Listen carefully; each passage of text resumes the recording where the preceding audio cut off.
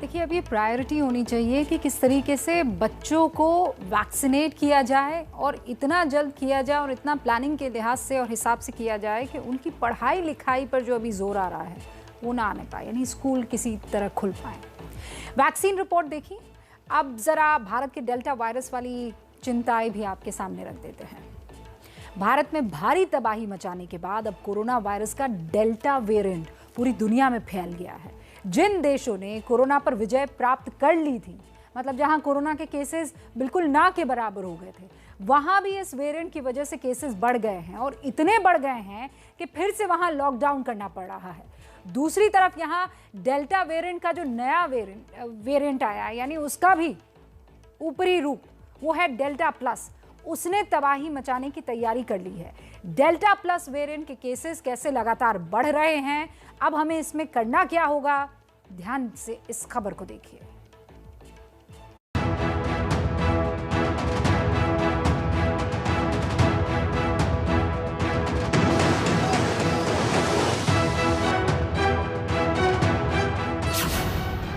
न चेहरे पर मास्क है और ना ही कोई सोशल डिस्टेंसिंग। लग ही नहीं रहा कि ये उसी देश की तस्वीरें हैं जहां कुछ दिनों पहले तक कोरोना से कोहराम मचा हुआ था, लेकिन अब केस थोड़े से कम हुए तो लोगों ने मस्ती करनी शुरू कर दी। ये देहरादून का सहस्त्रधारा है, जहां पाबंदियों के बावजूद लोगों की भीड़ पहुंच गई। उत्तराखंड सरकार ने अभी तक पर्यटन स्थलों को खोलने की परमिशन नहीं दी है। वीकेंड पर कर्फ्यू भी है, लेकिन इसके बावजूद लोगों की भारी भीड़ यहां उमड़ी है। यही वो लोग हैं जो कोरोना की तीसरी लहर को निमंत्रण दे रहे हैं। कोरोना की तीसरी लहर की आशंका इसलिए भी ज्यादा है क्योंकि अब धीरे धीरे कोरोना का डेल्टा प्लस वेरिएंट अपना प्रभाव बढ़ा रहा है। देश के 12 राज्यों में डेल्टा प्लस के अब तक 51 मामले आ चुके हैं। सबसे ज्यादा 21 केस महाराष्ट्र में आए हैं, तमिलनाडु में 9, मध्य प्रदेश में 7, केरल में 3, पंजाब और गुजरात में 2-2 और आंध्र प्रदेश, ओडिशा, राजस्थान, जम्मू कश्मीर, हरियाणा और कर्नाटक में 1-1 मामले मिले हैं।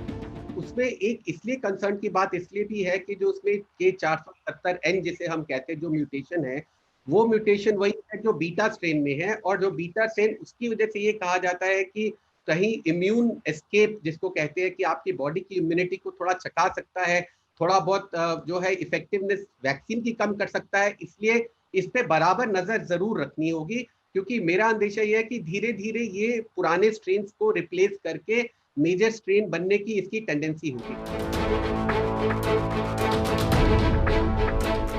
हैरानी की बात यह है कि सिर्फ 51 लोगों के संक्रमित होने में 4 लोगों की इस वेरिएंट की वजह से मौत भी हो गई है। जानकारों का मानना है कि ये वेरिएंट इसलिए भी चिंता का विषय है क्योंकि इसके लक्षण वैसे नहीं हैं जैसे सामान्य कोरोना के होते हैं।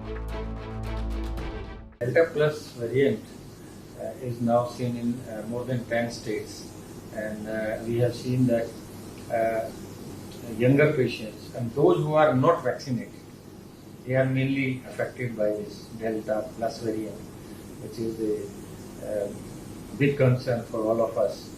And most of these patients have the atypical presentation. Some of these patients don't have classical symptoms like breathlessness, but rather they have the diarrhea, headache or skin rashes. ऐसे वक्त में जब देश में कोरोना के केसेस लगातार कम हो रहे हैं, तो डेल्टा प्लस की ऐसी खबरें परेशान करती हैं। देश में आज सिर्फ 46,148 कोरोना के नए केस आए और 979 लोगों की मौत हुई। पिछले 80 दिनों में पहली बार मौत का आंकड़ा 1000 से कम रहा। लगभग रोजाना के 50,000 केस और 1000 लोगों की मौत भी कोई कम आंकड़ा नहीं है। इससे आधे केस आने पर यूरोप फिर से लॉक होना शुरू हो गया है। यूरोप और दुनिया के बाकी दूसरे बड़े देशों में कोरोना एक बार फिर से लौट कर आ रहा है।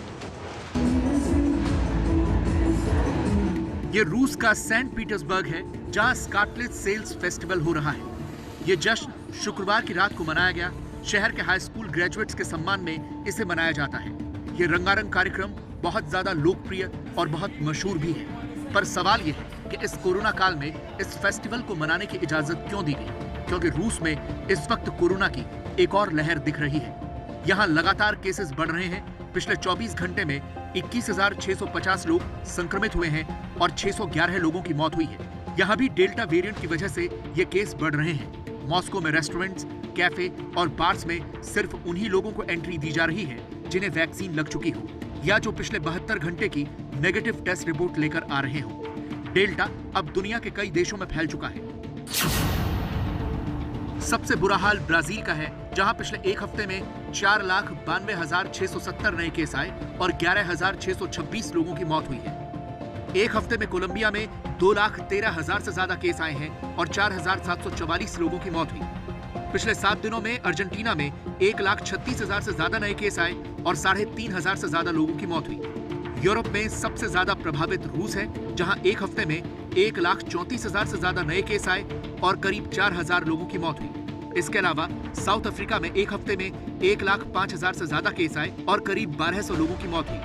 यूके में भी एक हफ्ते में कोरोना केसेस में 57% की बढ़ोतरी हुई है। यहाँ पिछले एक हफ्ते में 1,02,957 केस आए और 124 लोगों की मौत हुई। डेल्टा वायरस का कहर इंग्लैंड में भी फैला हुआ है, इसलिए वहां की सरकार अपने नागरिकों को जल्द से जल्द वैक्सीन लगवाना चाहती है। इस वीकेंड पर वहां टीका लगाने के लिए एक विशेष अभियान चलाया गया, जिसके तहत लोगों को वैक्सीन लगाने के लिए किसी अपॉइंटमेंट की जरूरत नहीं थी। यूके का लक्ष्य है कि 19 जुलाई तक सभी बालिगों को वैक्सीन लगा दी जाए, लेकिन दूसरी तरफ यूके की मुसीबत डेल्टा वायरस ने बढ़ाई हुई है। डेल्टा वेरिएंट अब तो पूरे यूरोप में फैल गया है। ये पुर्तगाल की राजधानी लिस्बन है। लिस्बन में रेस्टोरेंट्स और कैफेज वीकेंड पर सिर्फ 3:30 बजे तक ही खोलने की परमिशन है। 2 महीने पहले ही पुर्तगाल ने लंबे लॉकडाउन के बाद थोड़ी ढील दी थी। लिस्बन में डेल्टा वायरस के 7 से 10 मामले हर रोज आ रहे हैं। यहाँ दूसरी तरह की पाबंदियां भी लगाई जा रही हैं। शादियों में सिर्फ 25% गेस्ट को ही आने की इजाजत है। पुर्तगाल में कल 1500 के करीब केस आए हैं, जिनमें से 1000 केस अकेले लिस्बन में थे। इसी डेल्टा वायरस ने इजराइल को भी डराया हुआ है। इजराइल ने अपने लोगों के लिए मास्क पहनना फिर से अनिवार्य कर दिया है। पहले मास्क की पाबंदी हटा दी गई थी, लेकिन अब डेल्टा वायरस की वजह से केस बढ़ रहे हैं।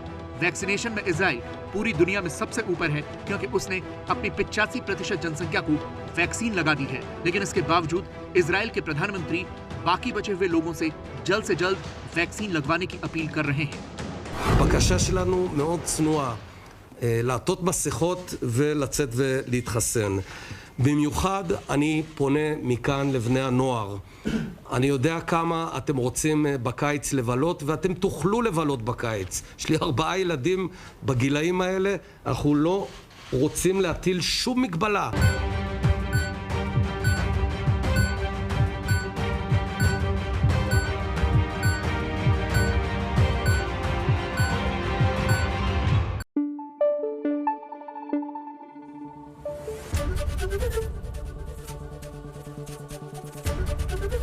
ABP न्यूज आपको रखे आगे।